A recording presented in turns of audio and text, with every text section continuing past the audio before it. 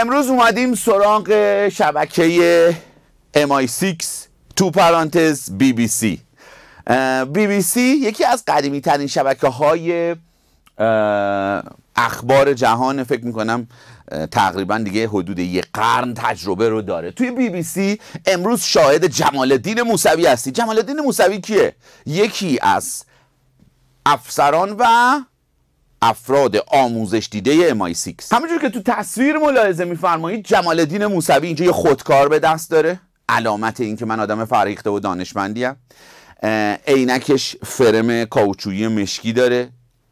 الزاماً اینهایی که من میگم 100% نیست، اما قاطبه مردم با دیدن خودکار به دست بودن شما و عینک با فرم مشکی به شما برچسب راستگویی و درستگویی میدن، ولی الزاماً اینجوری نیست و شاید من دروغ بگم، شاید من خطاکاری داشته باشم. اما یه نکته دیگه تو این فیلم هست که دانستن اون برای شما میتونه فوق‌العاده کاربردی باشه. خودتونم یاد بگیرید، فریب نخورید.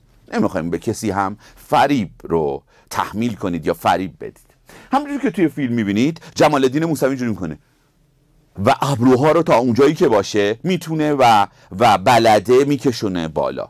شاید بد نباشه این جمال الدین موسوی رو 20 سال پیش رصد کنیم، موقعی که توی مشهد سرگرم جاسوسی بود برای MI6 و چون سرویس های اطلاعاتی ما کشف کرده بودن ایشون فرار کرد، متواری شد، از مرزم نرفت. حالا چجوری رفت و حالا اونم باز داستان داره. جمال الدین موسوی همون آدمیه که هر روز میاد و شما رو هیپنوتیزم میکنه و تا جایی پیش رفته که خیلی اوقات مردم ما میگن بریم ببینیم BBC چی میگه. BBC چی میگه؟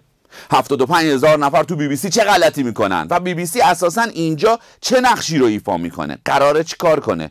یادتون نره هیچ گربه‌ای برای رضای خدا موش نمیگیره. یکی از ویژگی‌های جمال الدین موسوی بازی کردن با زبان بدنه. اما نکته اینه که ما میگیم توی یه مذاکره ساده پلک نزنید. خیلی پلک زدن نشانه دروغگوییه.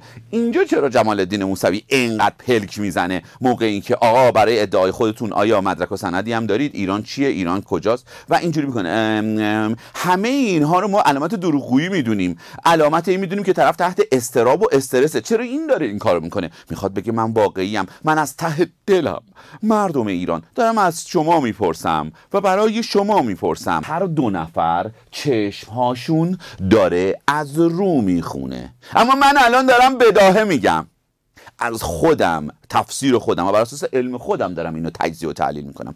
امروزه شبکه‌های معاند با تکیه بر زبان بدن، با تکیه بر ارتباطات مؤثر، با تکیه بر بسیاری از المان‌های مختلف میان و شما رو هیپنوتیزم میکنن. شبکه‌های معاند و شبکه خوب و دوست داشتنی BBC که انقدر مهربون هر روز میاد به شما درس میده، اطلاعات میده، واقعا چه هدفی رو دنبال میکنه؟ آیا هیچ گربه‌ای برای رضای خدا موش میگیره؟ نکته دیگه که اینجا خیلی جالبه اینه که علیرغم اینکه اینو دارن از رو میخونن، اما ژست اینو میگیرن که ما داریم از ته قلب با پلک زدن چه تحلیلی دارید، در حالی که تمام اینا رو دارن از رو میخونن و حتی این نکته ها رو هم آموزش دیدن برای اینکه بیشتر شما رو تحت تاثیر بذارن. تون صدایی که بالا پایین میره، من کردن، آب دهنی که قورت میده یا سرعت پلک زدن، همه برای هیپنوتیزم کردن شماست. لطفاً فریب نخورید.